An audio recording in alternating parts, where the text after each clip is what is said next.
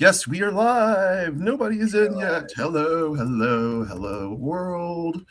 I don't know if we're going to get people popping in. There are people. There we There's go. Learning for Liberation. Joss. Is it Joss or Jess? I can't see. Joss. Yeah, Like Joss Whedon. exact. We don't want to talk about Joss Whedon. It's unfortunate, but It is. It really is. It really is. Hey, y'all, keep on coming in. Thank you. I'm OnyxRose, by the way, for everyone coming in. Hello. Yeah, we'll just let everybody roll on in. Roll on in. Oh, I have theme music. Hold on. Let's see. Can you hear that? Like barely, and only because I have excellent hearing. Okay. Let's see. I can't believe you can't hear that. Okay, no problem. Okay, now that I know you can't hear it, I'll just turn it back down on my end. You should so, yeah. I have all these fancy doodads, and I don't really know how to use them because I'm not really tech savvy. But me either. Okay, so OnyxRose is my name. I see some people popping in. Hail, how you doing? Hey, is it Aaron? Aaron. Jack, what's up? Okay, so I'm OnyxRose. This is OnyxRose. It's what I call is OnyxRose, a journey through the looking glass. And if you may introduce yourself, please. Hi, everyone. I'm Will Fullwood, aka Contraband, creator of the Contraband Wagon, where I'm changing the conversation on race. That's me. It's so nice to be here. I'm grateful, OnyxRose, for you taking the time. Thank you. Thank you for coming on. Thank you for agreeing to sit with me. This will be fun. Working kitchens, it's stuck. Aaron and like Aaron. Okay. I'm not gonna I keep on tripping up on your name, and I am Key and Peele thing. That's right. Yeah, exactly. That's the Key and Peele thing. That's right. Yes. Okay. Okay. So, first of all, I wanted to kind of pop on your contraband camp. And what exactly that means, because I'm not sure. So it's not contraband camp. That's not contraband camp. That's Michael Harriet, I believe. Okay. And I had no idea he was using the name contraband when I created what I did. Mine is the Contraband Wagon. The Contraband Wagon, and I apologize. No, it's okay. The Contraband Wagon. I thought it was cute, bandwagon. My friend helped me come up with it in a moment of creativity and spontaneity. And it also came from a poem that I wrote called Contraband. Really? It's called Contraband of Race War. And it's on YouTube. I commissioned an animation to go along with it with the Bangladeshi artist who I never spoke to or saw. We did it all via text. And anyone can go check it out. It's my most viewed video on YouTube. And what is your YouTube channel? The Contraband Wagon. Easy. Okay. And actually, I'll write that down so I don't put down the whatever else I said. I'll actually put the link in the chat for people too. Yeah. Contraband Wagon. Drop linkies. What's up, Sturge? How you doing? Hey, everybody in the chat. Well, let's get down to it. I hear you. Oh, I kind of creeped on your page and see that you're a musician. What do you play? So I started playing violin when I was about 4 years old. I played classical violin, Duke University String School in Durham, North Carolina, where I was born and raised. And my parents put us all in violin, and we all learned how to play the violin. Nice. And then when I was about 10, I got to choose my own instrument for the first time, and I decided to choose trumpet. And I played classical trumpet and jazz trumpet, and mostly jazz at a certain point. Nice. Okay. Those are my very musical. I myself played music. I played the tuba. Right. Yay! I had a lot of puff back then, so I was like, but yeah, no, I wanted to play saxophone, and as it always ends up happening in band when you're in sixth grade, the teacher's like, well, we really need a tuba player. Do you want to play tuba? I was like, well, not really. And she was like, but and so I ended up being first chair, throughout the whole run. But at a certain point, I didn't want to march, and they were like, you can't just play symphonic, you have to march. And I was like, well, I'm not marching, so I had to stop. But yeah, I've taken cello lessons, viola lessons. I have a wonderful bass guitar right here, which is gathering dust. Yeah, I have a guitar gathering dust back here as well. yeah. But it's I like that sing. I can sing a little bit, yeah, but like I had to practice singing kind of a lot, and I just do it mostly for my own enjoyment. Yeah, I can sing. I can like harmonize sometimes, maybe, like if I feel like I'm in the right mood, and I hear it in my voice, I can hit the right note. But I'm not really a singer, and I want to be so bad. In my own head, I am like the best singer in the world, and I belt it out in my place. I'm singing all the time. Now, even when I'm outside, forget about the best singer in the world, okay? And let's remember that when you're singing, right? Like, you can take what's in your heart and make it come out direct. Yes, that's true. So I just feel like if you're doing that, you're singing well. Okay. So it's funny you say that. So I do that with dance, and I have bipolar disorder. So one of the things I like to do is, especially when I get a lot of energy, is I will work myself up, and then I'll turn on like really energetic music and dance myself to exhaustion, and when I'm finally exhausted, it's like I get a little bit of peace in my mind. But during the time of dancing, it feels so good too. It's holy. Oh yeah, I know exactly what you mean. I'm a dancer myself. Not professionally or anything, but I lived in New York City for 12 years, and I used to intentionally go out dancing quite a lot to various locations. I had people who were solely people who were dance friends, people I would meet out dancing. Oh, great. Yeah. And I took classes, at Alvin Ailey, yes. Really? Absolutely. I did that. You're a dancer. I like dancing a lot. Yeah. I know a lot of professional dancers, and I follow them, I'm in the scene a little bit, like on the sidelines, Nice. So maybe a little bit more on the sideline, or like in the scene than on the sidelines, or you really like on the sidelines? There was a time when I was like more in the scene, but those days are long gone. You know what I mean? Look at me with my hook. She old now, okay? And I got to be a little more realistic, but I still love dancing, of course. Right.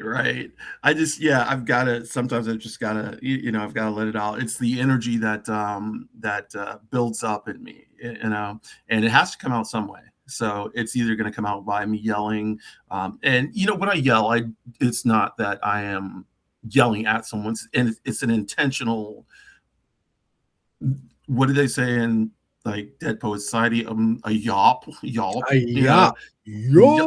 Yeah, I just have to get it out. So, but yeah, I want to switch from the musician part to talk about you and your hubby.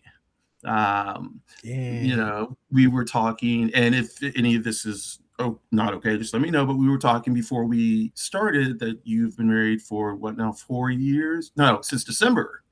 Since January. Since January. So brand newly married. Okay. And I was wondering if married life had changed from unmarried life. And I know it's only been a few months, but is there, I don't know. First, let me back up from there. When you first started dating this man, who is white, right? Yeah. Have you dated white people before? Yeah, I have. Yeah. My next longest relationship was also a racialized white man. Okay. What were the problems, and what were the problems with you and your husband, like in the beginning? Were there any, or was it, is it like, let me tell you, I'm married to Egg. Egg is my partner. We've been together since, well, for 25 years. And, she stayed with me through transition. She had a transition of her own. So she came out as queer herself. But even before that, I was under the guise of a man. People looked at me like a man. I was acting as, what I thought a man would act, how I thought a man would act, and and so, but of course, my mom gave me the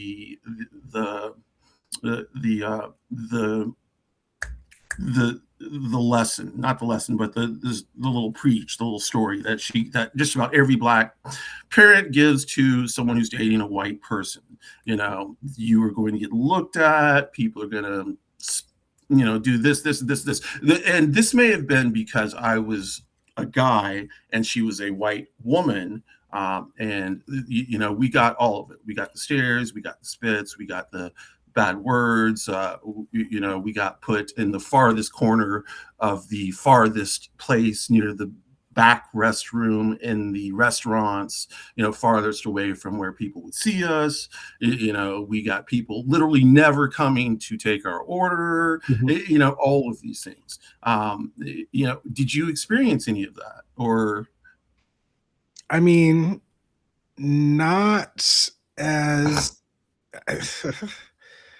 okay. So no, I would say I haven't really. I have experienced that, but not as a result of dating a white person.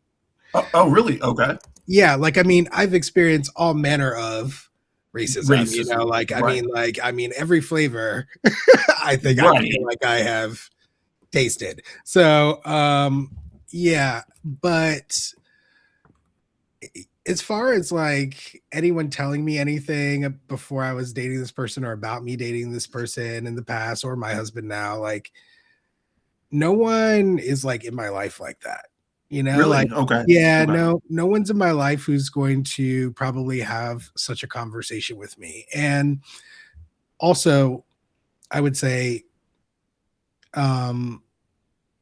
the gap between the person I was when I was dating my ex and the person I am now in a relationship with my husband is gargantuan. In what manner of speaking? Which ways? Or which in my racial evolution, kind of like what I focus on, in my work, right? My anti-racism work, which is my evolution of race consciousness, right? Back then, the first time I met my ex, I met him in a Latino club in New York, in Midtown, and he was the only racialized white person there. I was the only racialized Black person there, and everybody else was Latino, and we found each other in there and we're having a great time. We have so much in common, which is rare for both of us. And, even down to like specific details, we had things that were related in our life. This goes very well for 3 hours. We're drinking, we're dancing, we're having a great time. Near the end of hour 3, as we're dancing, he says the following comment: "The blackest thing about you is the way you shake your ass." The blackest thing about you is the way you shake your ass was the comment. Yeah, I can understand that sticking with you. No. It did stick with me, and every alarm bell went off, and Absolutely.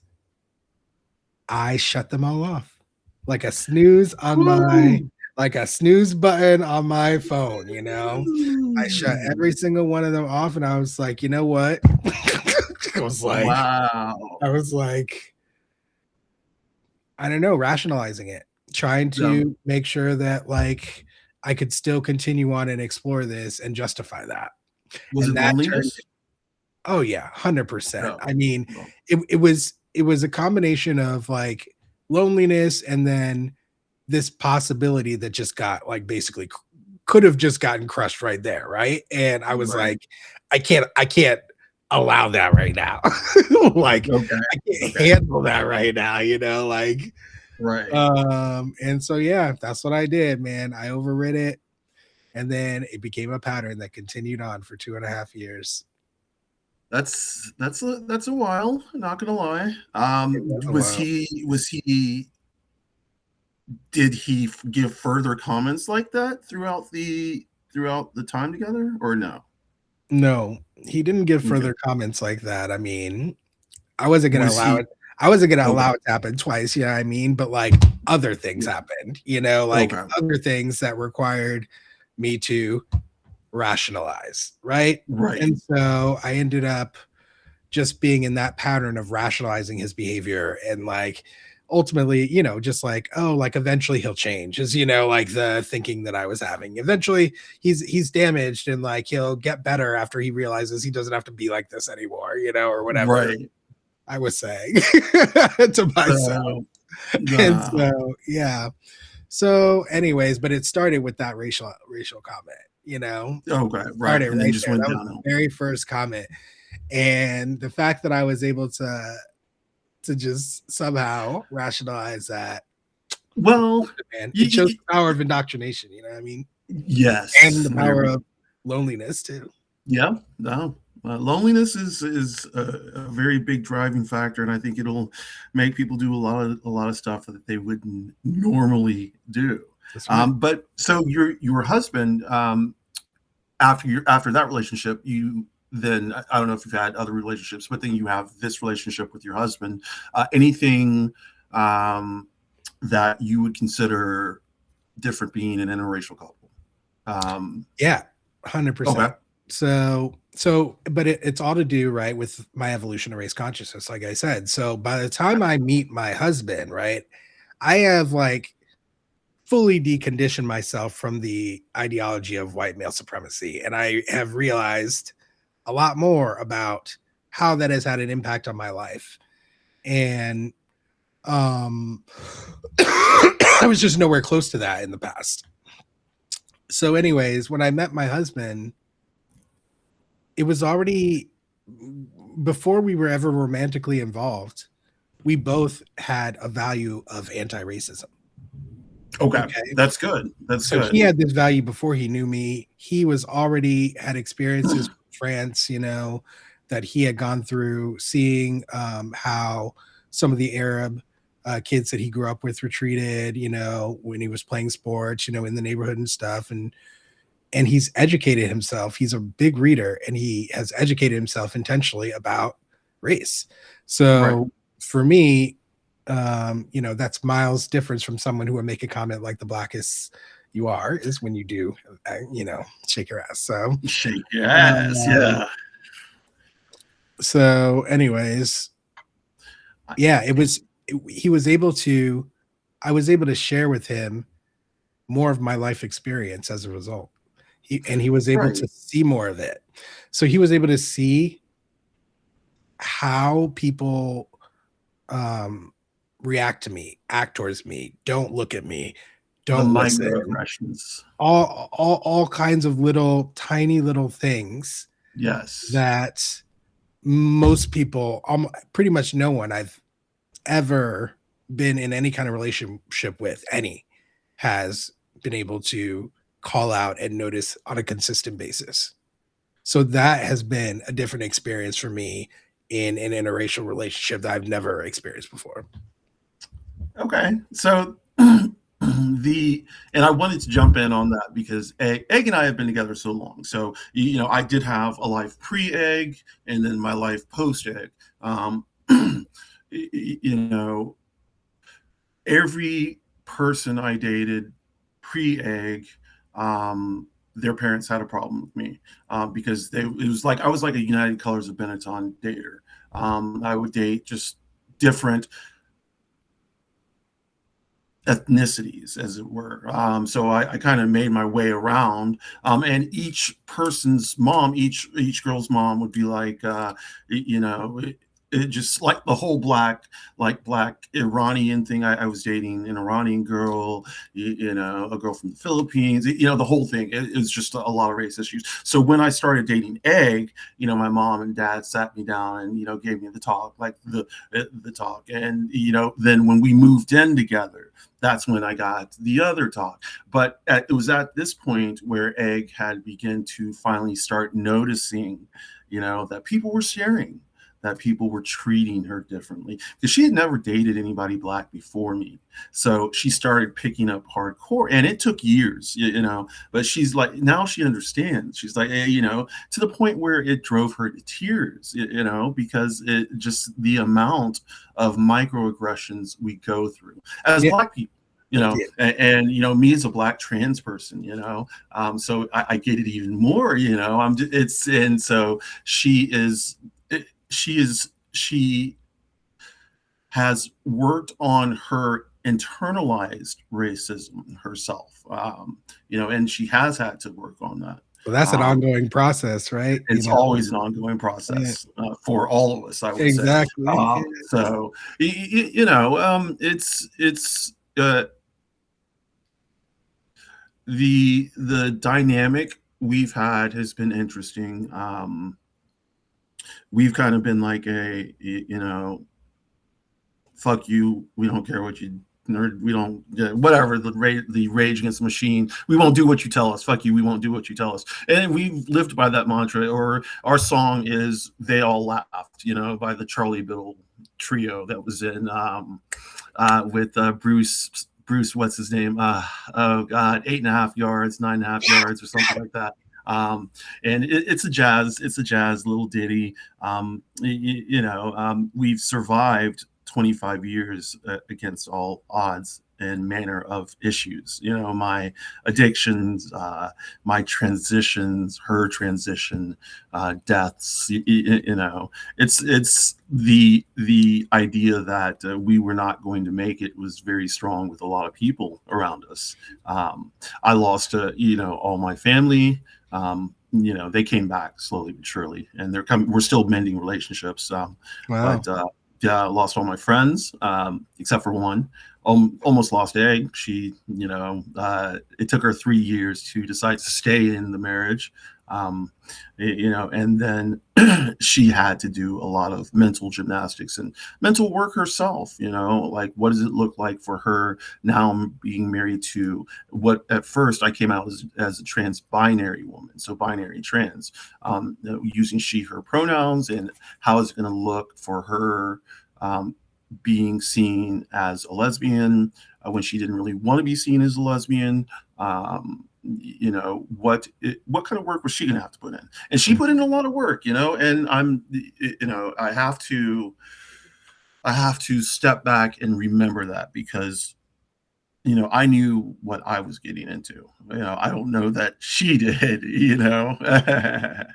Yeah, and that's part of, you know, you asked me before we got on about, has anything changed since you've been married? And it's like, something happens, you know, after you get officially married. And I feel like what it was basically just, I guess, residue of union, you could say, you know, like it was kind of like whatever had not kind of filtered through, like from our individual lives into our joint lives or whatever, kind of just rushed in and gushed in and mucked in. And then that was, you know, I could see why that could be difficult for most people to handle. But luckily for me and my husband, like, we're both fairly good communicators, you know, and we trust each other. And because of that, we're able to get somewhere, you know what I mean? We're able to figure out what's going on and talk about it rationally. And, you know, not without emotion or anything, but just like, we're able to actually like just figure out what's happening, you know, and be certain about that. And because we can share that experience, then figuring out what to do next is actually a simple matter. Most of the time, most of the time it's like when people are not communicating, it's because they don't know what each other is talking about. Like, if you know what each other are talking about, it's much easier to come to agreement or disagreement. You know what I mean? And to know exactly where you stand.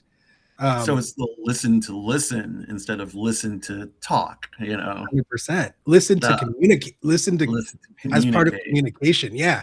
Like right. if you want communication to be like the other person understands you and you understand them, then that's what you have to like act like. And a lot of people don't act like that. Yeah. Oh, God, I had something else I wanted to ask you about. Oh, okay. So I'm going to jump from that to, and this is it's all going to tie in somehow. I don't know. But I did write down something that I saw that you are an empath. Yeah. How, I don't know how to say, how did that come about? Or is it something that tell me about it. Let me say that. Sure. Yeah. No, I mean, this is pretty much like a from birth type situation for me. Right. Like I kind of recognized it when I was very young. And I recognize some of the pitfalls when I was very young as well, in terms of, making people uncomfortable, when you can figure stuff out because you can feel other people, it scares a lot of people, and so you have to, especially if you're a kid. Yes. Okay. When I was in kindergarten, I had a 40-minute conversation with my kindergarten assistant teacher about her impending divorce at 5 years old. Oh, okay. So you are more than an empath. You are it's not an empath. It's almost it's a intuitive. Yeah. An intuitive, like, so an empath, I don't know, and this is the way I see it, or kind of break it down, is an empath does feel emotions, sense energy, sense shifts in the room, but not often, but the empath can also be overwhelmed by that energy very easily if boundaries are not set. That's right. But the person who is what is the other word I just said? Intuitive. The person who is an intuitive can separate that energy. In other words, keep that boundary without being overwhelmed, and they can look at the big picture and see what's going on. It sounds like that's what you were doing if you were talking at 5 years old about someone's divorce. Well, I mean, it's really hard for me to say what I was doing at that time, okay? Because I couldn't quite understand it myself. I could do it, but I didn't understand it. And it was a fascination even for myself as I was experiencing it. Like, and so upon reflection, what I can say is that I had to train myself to be that way. So I was suffering just like every other empath for a long time, trying to learn how to remain open without suffering damage. And so I had to find out. Yeah. You're speaking my language now. Like, okay, so I consider myself an empath too. I am an energy reader. I feel that, I sense energy in rooms. I sense energy off of people, emotions, feelings. The sense of being overwhelmed by negative energy is something that's happened to me twice. And it was like to the point where I was like panic attack and pain, like physical pain.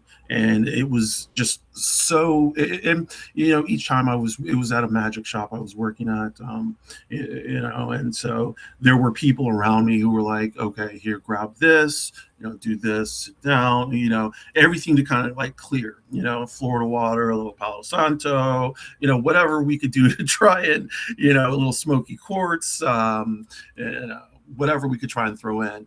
But, basically it just took me getting out of that situation, and I had to remove myself out of that situation. So on 5/5, and if you know anything about numerology, 5 is the day of change, or the number of change. It's the number of good change for the better. So on May the 5th of last year, I left my job of 3.5 years where I felt like I was being attacked. But then the funny thing is, like, a month later, I went back in, and the energy had completely changed.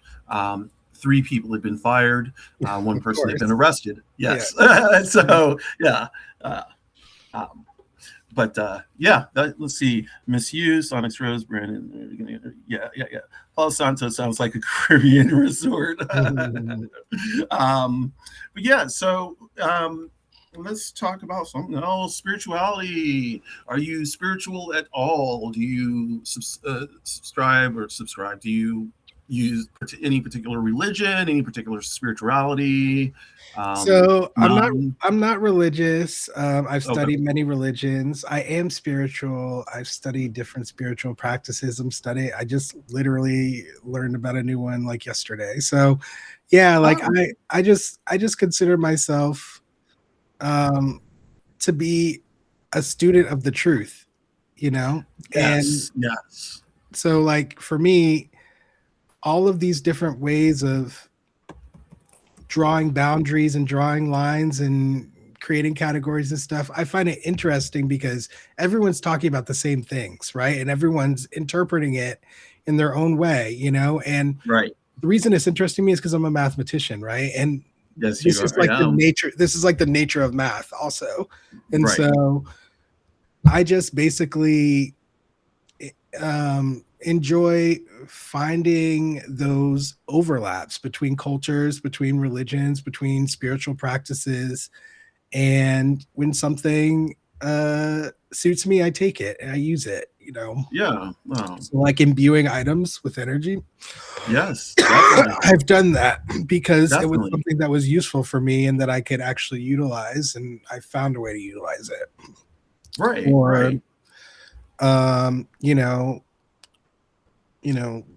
Whatever people call God, or what I call absolute truth, what some people call the Akashic records, on and on and on and on. You can go on, but like, I've always had a radical relationship with that kind of divine presence since I was really young, and I had knowledge of it.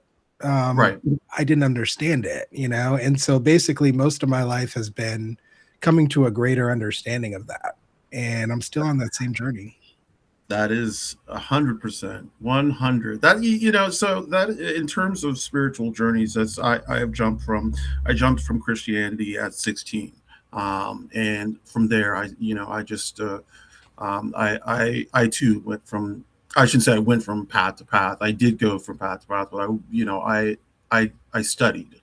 I didn't just jump and say this is not me and then jump out. I really wanted to take a deeper look. In doing that, so right now I'm on a path called Ifa, which is it's a spiritual tradition of Nigeria, southern Nigeria, and Togo and Benin, parts of Togo and parts of Benin.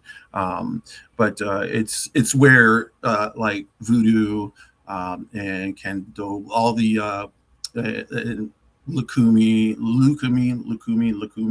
Santeria. This is where all of these religions or spiritualities sprang from, was Ifa.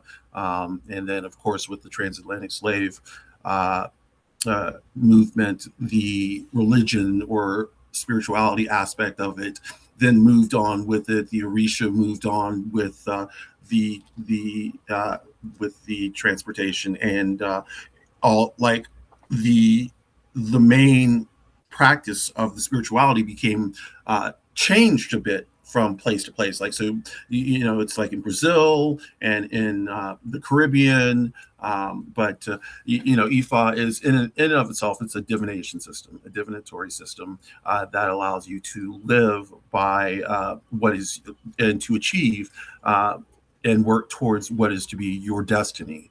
You are to work in alignment with nature and with the universe and with everybody around you in order to reach your destiny. And that, people look at it and it's gotten a bad rap. And there are some parts that I am having to work at, in terms of how things are done in Nigeria and in Ifa as a spiritual practice, that people in the United States may not be used to, and I certainly am not. I will throw myself in with everybody else because I am not, and I am not the end all be all on Ifa. I have only been on this path for a year, so it's been a little bit over a year. But there are Orisha, and Orisha are basically like they could have been people who were elevated. There's Oya, who is the Orisha of winds, and the cemetery gates, and she is my Orisha as well. She brings in quick and fast transitions between lives, so she can wipe out what's in your way, to show a path that you didn't expect, but it will point you in the right path. She is fierce in her protection of women, and so the divine feminine fits in with me as a trans femme type person. Same with Oshun. Oshun is also an Orisha. She is the Orisha of divine femininity, and these two are river goddesses, river deities as well. It is at its heart Orisha worship and Ori worship, which is your inner head. And as you said, this goes back to there is what we would consider, although like I'm having a hard time with like the one God thing. I do think of one God as an absolute, but the name for the God in Ifa is Oludumare.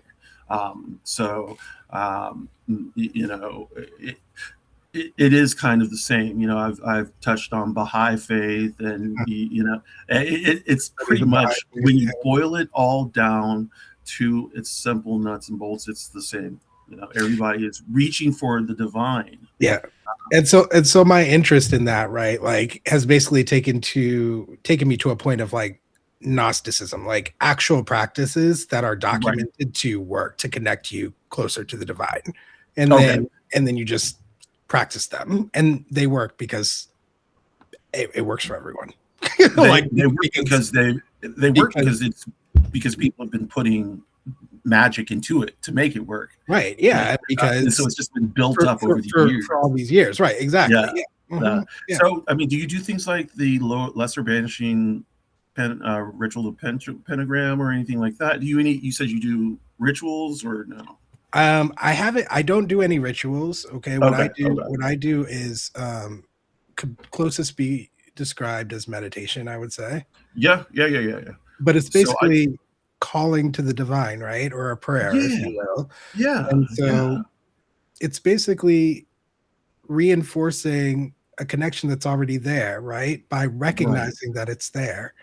And then the more you recognize it, the stronger the connection becomes, and then the easier you can make use of divine power. And that's how it works.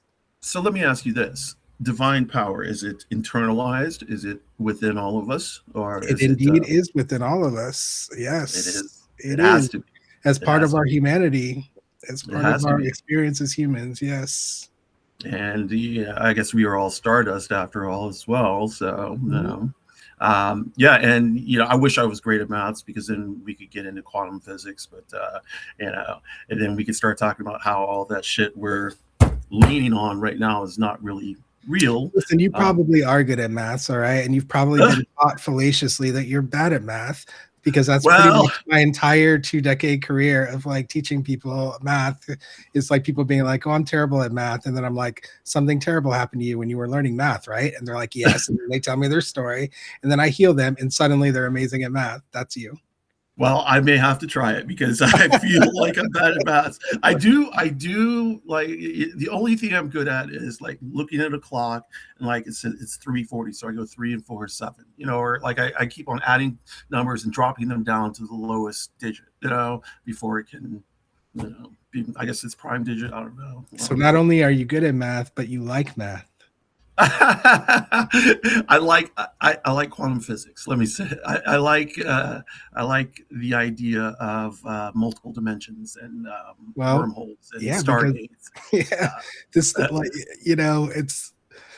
this stuff is so cool. Who could not like it? It's still mysterious and right. elusive, right? Right. But it doesn't have to be as elusive as we make it. We, like you said, we are divine, and so like all we have to do is remember that, and that's what these practices are for. It's funny you say that because you say it was such I don't want to say innocence, but you say it was such a simplicity, like all we have to do is remember, but that's the hardest thing. It's like when you're a child, you don't have a care in the world, and you're free and you're playing and you make art, you do all this. But as you grow older, you lose that child in you. So it's not it's the calling to go back to your child self, to experience the divine, as it were, without any hindrance. And if we can do that, then that's Buddha and all of that good stuff. But meditation, certainly I try to meditate twice a day. Not long. I'm gonna be honest. Like, I don't meditate for a long time. 10 to 15 minutes twice a day, so in the morning and at night.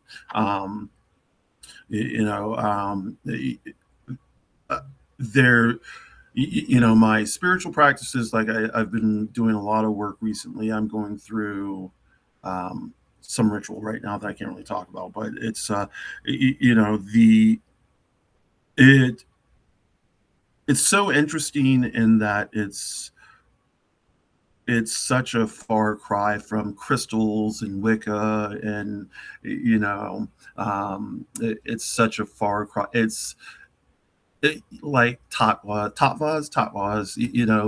these things. It's a lot of ancestor work, which is not necessarily like now it's becoming more when I first started down this path. I don't know when I don't remember the age, but like ancestor worship was not a big thing, except for in the Black community. It was always. Yes.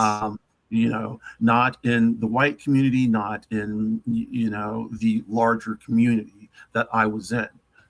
So of course, with my parents, we had ancestor worship because we had our ancestor Bible and all this good stuff, but that's on that.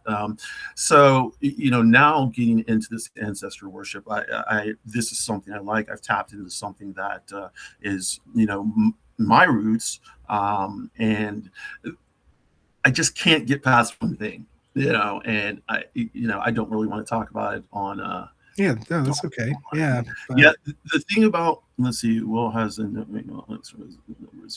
never got into crystals and Wicca. So I do, I still love my crystals. I can't get rid of them. I have a malachite tower and I have a fluorite tower sitting on the other side of my desk. I've got crystals all around me.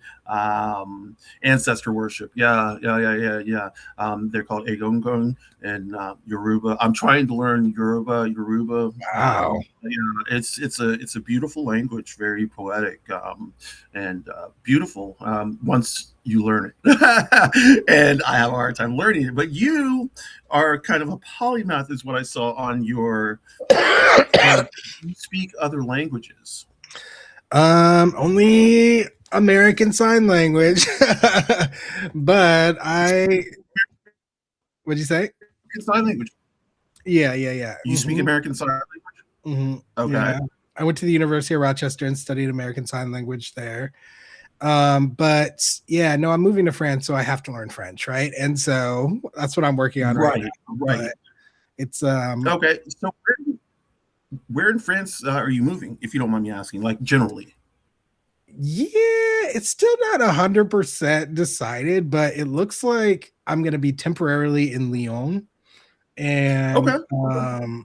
then maybe Angers. I don't know. Like, Angers. yeah. So we'll see, but yeah, it's not settled yet, basically, because my husband is going to be trying to become a professor in France. Right now, he's a Okay. professor here in the United States teaching biology, and he's trying to transfer over to France, but that was kind of like a difficult transition because he got his PhD over here. So first, they had to recognize his American PhD.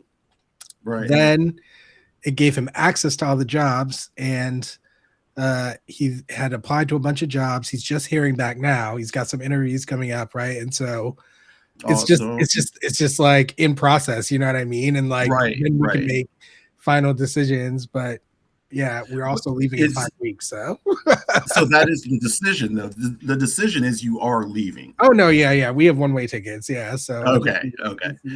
So I have been in France before. Have a love-hate relationship. I was a diehard Francophile. Spoke the language pretty well. I can't say pretty fluently enough to get by being there for a month by myself. I was in Orléans. nice. And had a relationship with a guy there, and he punched me in the face. I was like, thank you. So afterwards, punched me in the face and ran away. So that's my experience in Orléans. And then the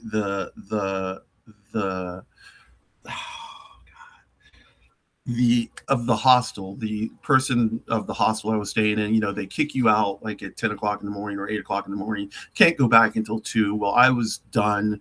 I just wanted to go get my stuff and leave. And then, she wouldn't let me check in, and it was just a whole mess. So I left France as quickly as possible to Amsterdam, and stayed in Amsterdam and Utrecht for a while, and then kind of hopped around the Benelux countries, the Germany, Belgium, France, Luxembourg, Netherlands. Yeah. But yeah, so I don't know. Traveling's fun. Oh no, I got out of that. I just turned the Bible. Let's see. Are the interviews in French? Well, interviews. Are the interviews? Are his my husband? Well, my husband's a French national, so. So I guess he is fluent in French now. Yeah, he grew up in France. He got his master's degree in France, and then he came here for his PhD. Yeah. So. Oh wow. Yeah. Wait. So how did y'all connect? Because he's teaching biology at the same college that I was teaching math and English. So. Okay. So we were starting a union together, a union to represent the higher ed faculty, and we became the representatives for all higher ed faculty in the state of North Carolina. So. Yeah, okay. Like we were trying to make something happen, and you made it happen. Well, we got pretty far, but he saw a lot of racism. That's what happened. He saw all kinds of racism come up from the depths to try to grab me and destroy me, and he saw it from every angle. And he was the first person who ever saw that happen to me. People don't know until they see it, like intimately. Can't understand it. Yeah, because it's terrifying and it's horrifying. Yeah, and so like nobody wants to see, it's upsetting, but yeah, and it really upset him. He was very upset for a while, just constantly bringing things up that he saw, that he observed, and I'm like, yeah, this is daily life. Yeah, exactly. This is daily life. Let's see. Partner has a fire crotch. We know the Sturge. Let's see. You saw this guy light his pubic hair on fire in Germany. That was neat. Okay. Wow. I did not see that. He Frenched Will. Duh. But yeah, so let's see. Activist. You want to tell me anything about your activism? Yeah, of course. Yeah. So it really just going back to spirituality for a quick second, right? So okay, sure. I always felt guided by the ancestors. didn't really know how to articulate that, but I felt a connection there that was guiding me, and I was able to follow it. Right. And it was comforting for me. And at some point I kind of lost connection to that. I had to rebuild it, which is also interesting. But the reason I bring that up is because after I had this experience at 6 years old, where this 6-year-old in my elementary school told me I didn't act black. And I said, "What do you mean by that?" And he said, "Well, you don't curse. You're not in a gang. You get good grades." And he just had all of these things that meant that I wasn't comporting to blackness. And it devastated me, but it also sparked my curiosity and made me realize that this was something I needed to thoroughly understand. Okay. Good. And so I really went through intentional ways of understanding from that moment on, clandestinely, secretly, right? Because nobody wants to talk about this, or at least back then, definitely nobody wanted to talk about it. The narrative was, we're living in a post-racial America. We went through all this stuff. It was horrible, but here we are over the ridge, people. And of course, it's not like my family or any other racialized black person I ever met believed that, but it was still an incredibly prominent narrative out there, being blasted in the media. Just people would say it. And so anyways, I had to find ways of getting information about this ideology and this system secretly. And I use math to do that. And, I've only in the last year been talking to people about this in more detail. So tell me more. I've got to understand this.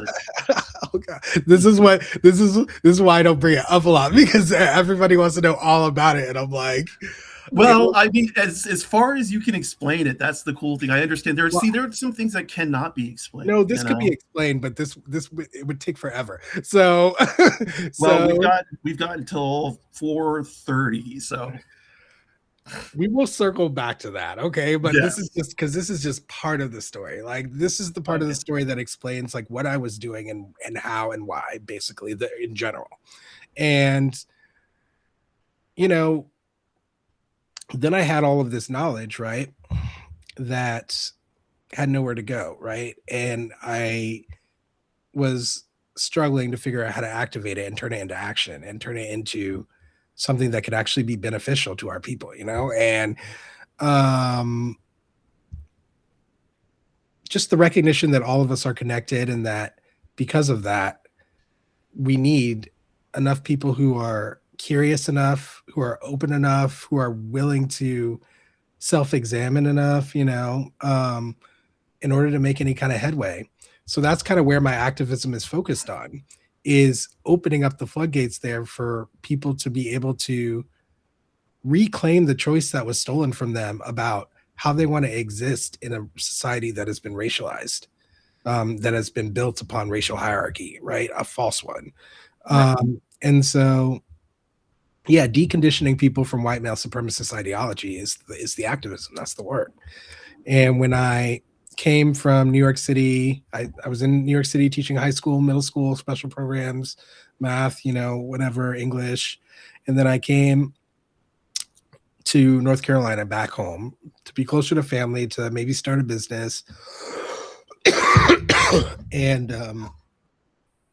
one of the first things that I did was I created a meetup group, and it's called Racism Discussion Group.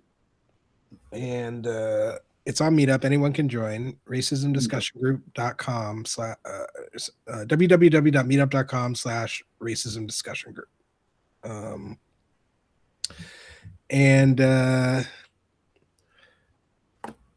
Basically I just got people in my local community together to have conversations about race, and I started moderating those conversations.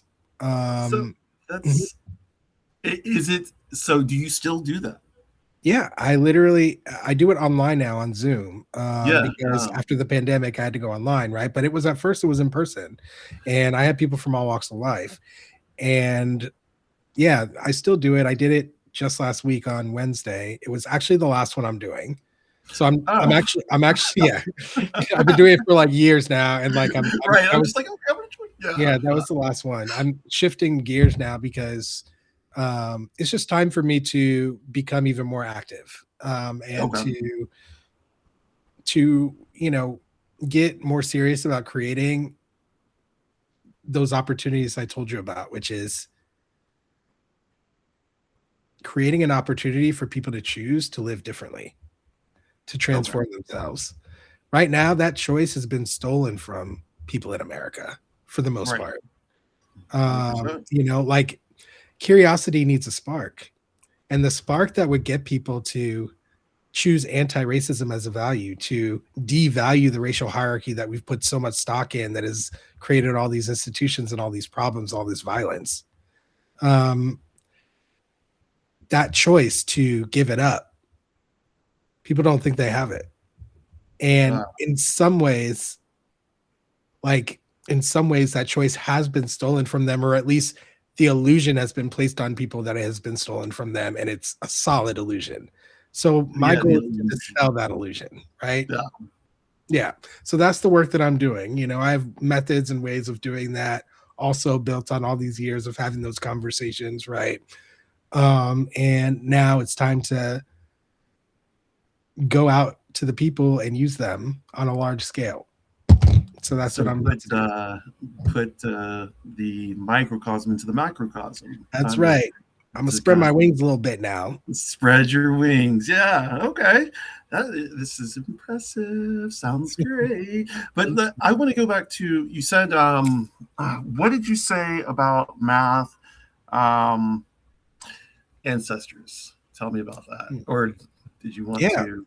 Yeah, I was saying that the way I secretly investigated race was by utilizing mathematics. And because, when people think about math, right, they think about numbers primarily, but math is more than just numbers. Math is it's the closest thing we have to the direct divine, Yes. And so, it's something that we can use to get to anything, any place that we want, any knowledge that we want to gain. And most people don't learn of math as being that, right? They learn of it as, I don't know, I didn't learn it that way, right? I came to this understanding through a different way. Yeah. I mean, it's taught this way it's not taught this way on purpose, because they want to, anywhere there's power, people want to limit access to that power. They want to keep the masses down. Right. Yeah. If people knew what math was, that would mean they would have a better understanding of what the universe is. And once you have a better understanding, right, and once you understand what it is, then it's impossible to have power over you, because you realize that you're divine. Yes, math. I've had. You were not the first person to say this to me. I would suggest that most of my spiritual advisors, teachers, confessors, whatever you want to say, have also had that same feeling and belief. And in fact, a lot of magic rests on mathematics, and I would say it's more than a feeling or a belief. This is right. Well, this is absolute truth. However you want to think about it, if my words, the way that I said it, for anyone out there who heard them, if they feel uncomfortable to you, there's probably another set of words that says the exact same thing that you would feel comfortable with. This is just ways of describing our actual state of being. And that is something that we don't get taught in school. We don't get taught about what our state of being is. We don't get taught about what it means to be a human. Right. And the curiosity that people have for those questions fades somehow. Right. It never faded for me. I never experienced that. I have always been interested in myself a lot. And I've always been investigating myself. And I've never shied away from that, even when it was hard, even when I discovered things that I didn't like, even when, I've never wavered from that path. And I just want to get other people to start back on that path, because what people have become is just puppets, puppets for people who already know what I'm talking about right now and have decided to use it for evil, basically. Yay. Yeah. Wow. That is a path that, I feel like you go down. First of all, so Matrix, Predator. Do you know anything about this and the connection between them? Say it one more time. Matrix and Predator. Matrix and Predator. The movies. Do I know about the connection between them? Yeah, and if you don't, I'm not going to go into it because I'm not 100% on it. I don't.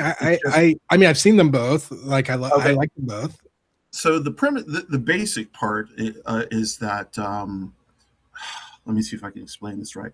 The Predator is the prequel to the Matrix, and JC and the Predator, which I've never seen, so I don't know. I'm just trying to remember this. JC and the Predator is, so Sarah Connor in the Predator is Neo's mom, and JC in the Predator is Jesus Christ conscious, so Neo's conscious, and this is all. Wait, you said Sarah Connor in Terminator? Terminator, thank you. Like, I haven't seen any of these movies, so I don't know. But the reason why I say it's interesting is because, first of all, the Wachowski women made the movie, and there was this big to-do about the script in court, with a woman who said that she actually wrote both the Matrix movie and the Terminator movie. I do remember reading about this, yeah. Okay, and then how this all has to tie in. All this tie-in is also working with dimensions and maths again. So I'm just like, I've been on this trip with multiple dimensions for a long time. I've been trying to astral project, and I know I've done it a couple times, but I guess I'm getting stuck in the problem of trying to do it. But lucid dreaming, astral projecting. Do you do any of these? Or I have, I used to lucid dream quite a lot, actually, when I was a child. Really don't pretty much ever do it now. Right. I never astral projected. For me,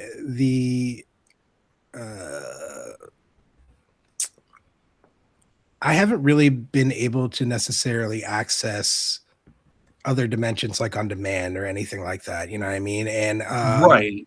But I have had various different experiences of, encounters, I guess you could say, or just like just experiences, like through meditation, actually. Right. And then I also just recently did ketamine therapy, and that has opened up a lot as well. Like when, yeah, I'm sure. Like I've done ketamine before, so wow. So yeah, I don't know. I'm still on my journey. I feel like I still have a lot more to go and a lot more to learn and experience. But it's funny you talk about dimensions though, because when I used to talk about race, I remember like years ago on Twitter, when I was still like on Twitter, I used to explain to people that they weren't seeing race clearly because race is multidimensional, and they're not seeing every dimension of the issue. And that would resonate with even the most virulent racists sometimes. Really? Like, oh yeah. Like for some reason, calling it multidimensional was resonating with everyone. Wow. Okay. Yeah, because it's something that maybe it's easier to believe in a multidimensional. It's very easy to believe it. That's the thing. It's like, it's easy to believe it because even if you're not that connected to it, what little you know about it points to that. Right. Like it's the nature of the thing, and so you're not trying to make any specific statements about race or relationships or anything like that. You're just describing it in a way that's pretty much no one can deny, Right. And so yeah, I used it a lot in order to start having conversations that I otherwise probably wouldn't have had. That's actually really good. I have I try and have conversations like that. I am not altogether successful.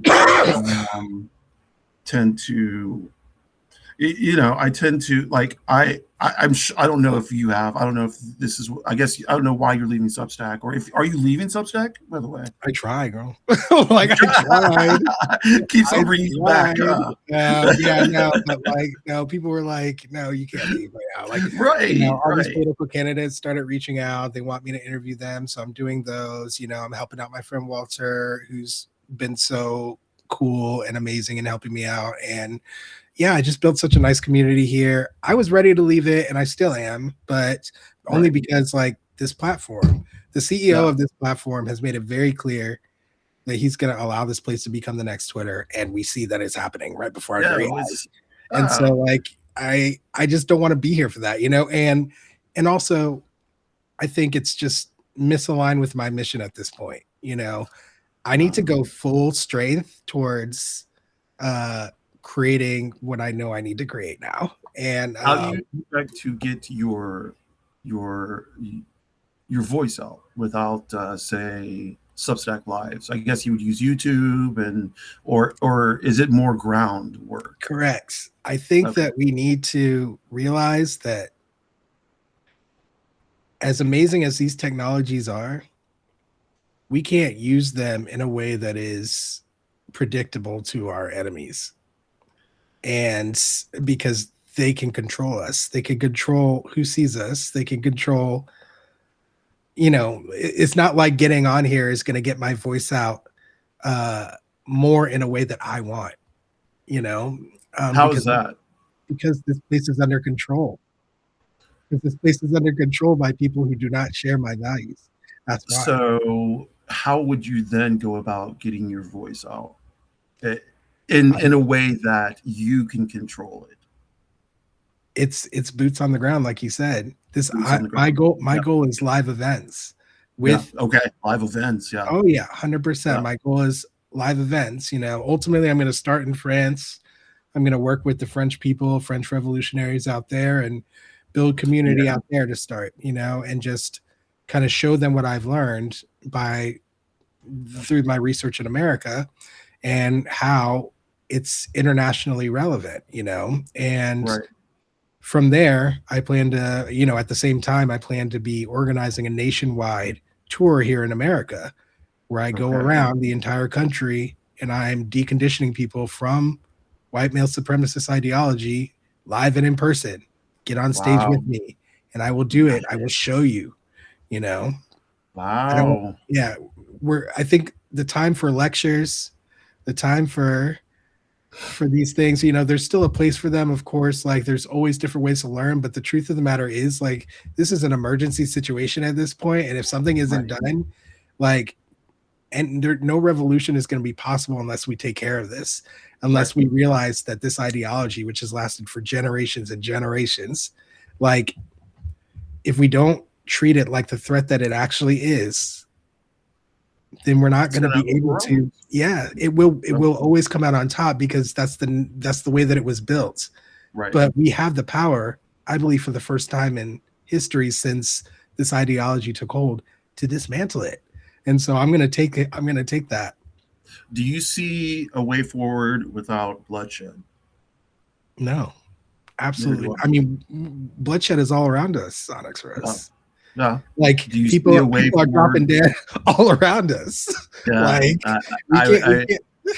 I guess I should say, do you see a way forward without bloodshed of the administrative cabinet? In other words, are we going to have to forcibly remove people? I mean, yes. I mean, will that require bloodshed? I don't know, but no, these people will only be taken out by force. Yes, by a greater force. Absolutely. For me, I can't galvanize that greater force that will do that. What I can do is I can cripple their system of power.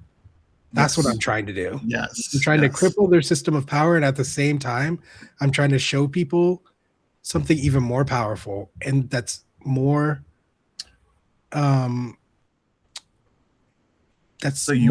worth fighting for.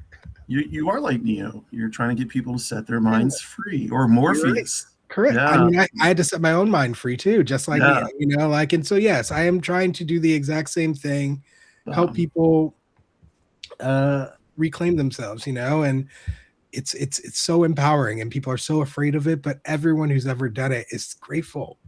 And Yeah. so I want to just get people there. Awesome.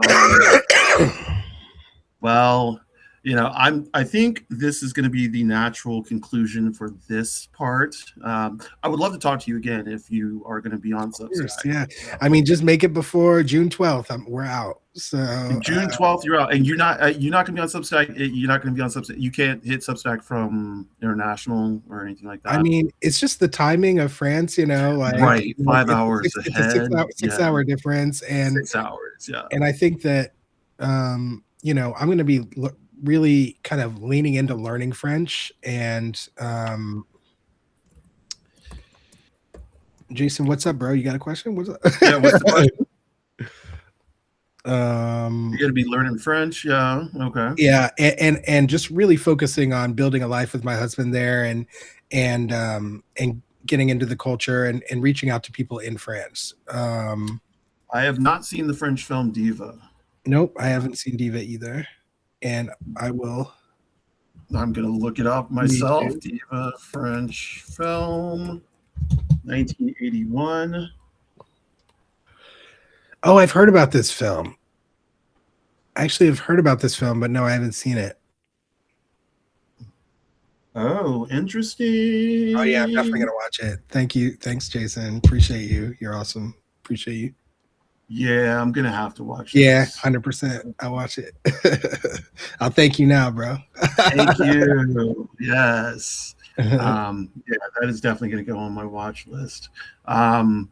But yeah, so I basically, no, I'm not going to be on Substack, but I have a Patreon. If anybody wants to follow what I'm doing, I'm kind of leaning into Patreon now. They've kind of updated their system recently, and they're doing a beta test to create something that's more community based, which I really like. I like what I see so far, more than anything else I've seen from any other platform so far. So there's my Patreon.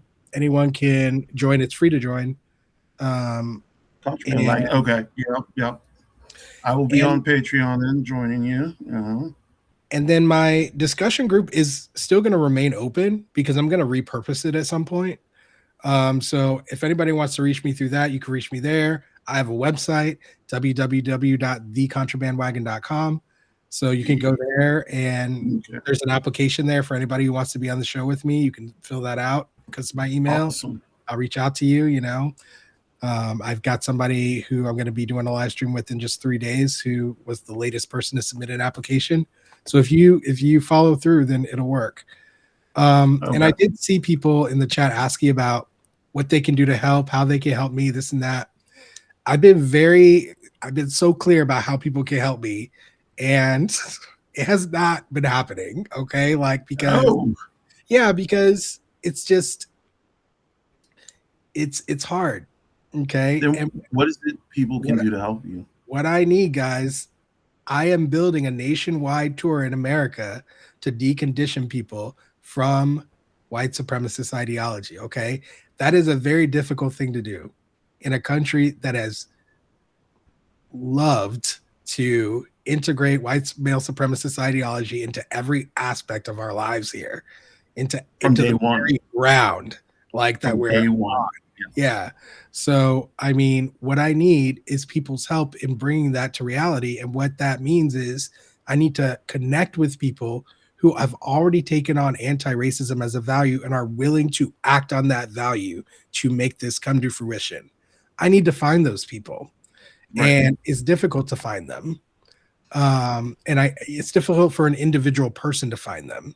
I need you guys' help. So what I need you to do is, in your local communities, the people who are willing to actually take action, who realize the importance of this work that I'm trying to do and are willing to communicate with me about how to make it happen.